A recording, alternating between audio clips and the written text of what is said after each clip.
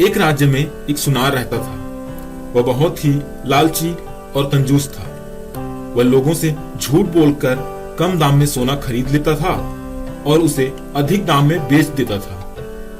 लोगों को सोने की कीमतों की अधिक जानकारी नहीं होती थी, इसलिए वे सुनार की बातों में आ जाते थे और मुंह मांगी कीमत पर सोना बेच देते थे और खरीद लेते थे। इतना महंगा कैसे हो गया? पिछले हफ्ते तो इतनी ही बड़ी अंगूठी की कीमत बहुत कम थी। बाजार में महंगाई बढ़ रही है ना। इस हफ्ते सोने का दाम पिछले हफ्ते से 50% अधिक हो गया है। महाराज ने सोने पर कर भी बढ़ा दिया है। ठीक है सेठ जी, दे दीजिए।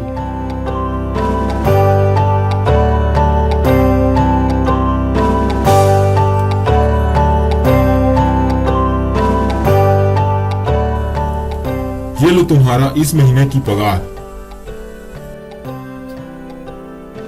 लेकिन ये तो बहुत कम है। मैंने तो पूरी ईमानदारी और लगन से घर की साफ सफाई की। मैंने कभी काम चोरी नहीं की। फिर भी आपने आधी पगार काट ली। तुमने पिछले हफ्ते कचरे को घर से सही समय पर नहीं फेंका था, जिसकी वजह से घर में मच्छर पनप गए और मेरी तबीयत भी खराब हो गई थी। इसलिए मैंने तुम्हारी आधी पगार काट ली। नौकर उदास हो जाता है। एक दिन सुनार की सोने की सिक्कों से भरी एक थैली कहीं खो जाती है। उस थैली में 20 सोने के सिक्के थे। सुनार उसे ढूंढने लगता है। सुनार उसे हर जगह ढूंढता है, पर वह कहीं नहीं मिलता। वह बहुत निराश और उदास हो जाता है। अगले दिन उसके नौकर को आंगन की सफाई करते हुए एक थैली मिलती है।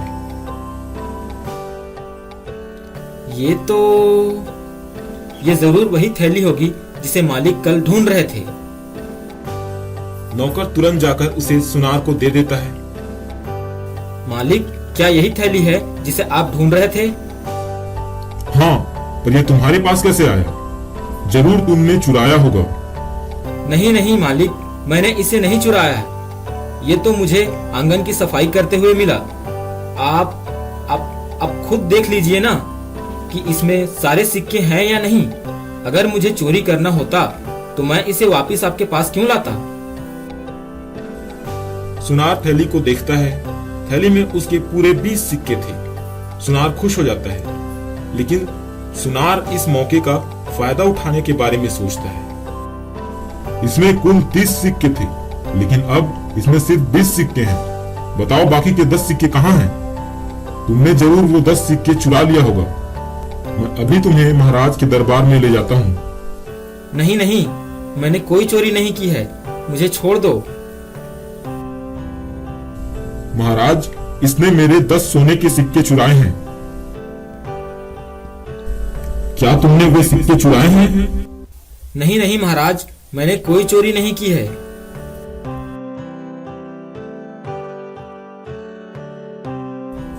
नौकर महाराज को सारी बातें बताता है। सुनार भी डटे रहता है और अपनी बात पर जोर देता है। काफी देर तक सुनवाई होती है। अंत में राजा फैसला सुनाता है।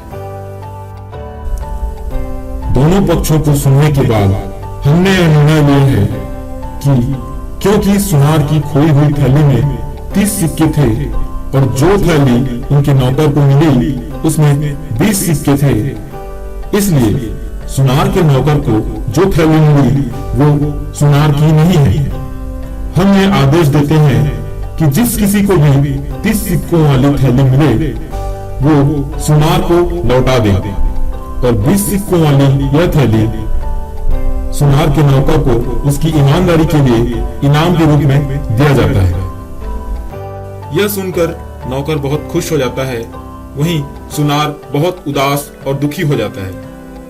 उसे अपनी गलती पर पछतावा होता है।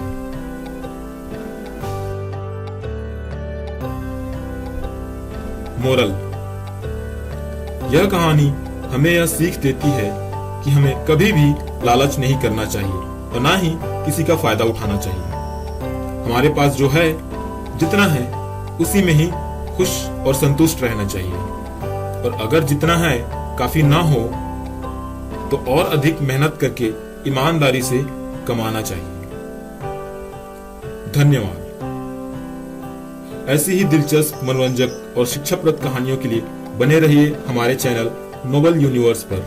और अगर आप चैनल पर नए हैं तो चैनल को अभी सब्सक्राइब कर लीजिए और बेल आइकन पे क्लिक करके ऑल नोटिफिकेशंस को सेलेक्ट कर लीजिए, ताकि जब भी हम कोई वीडियो अपलोड करें तो उसका नोटिफिकेशन आप तक सबसे पहले पहुंचे।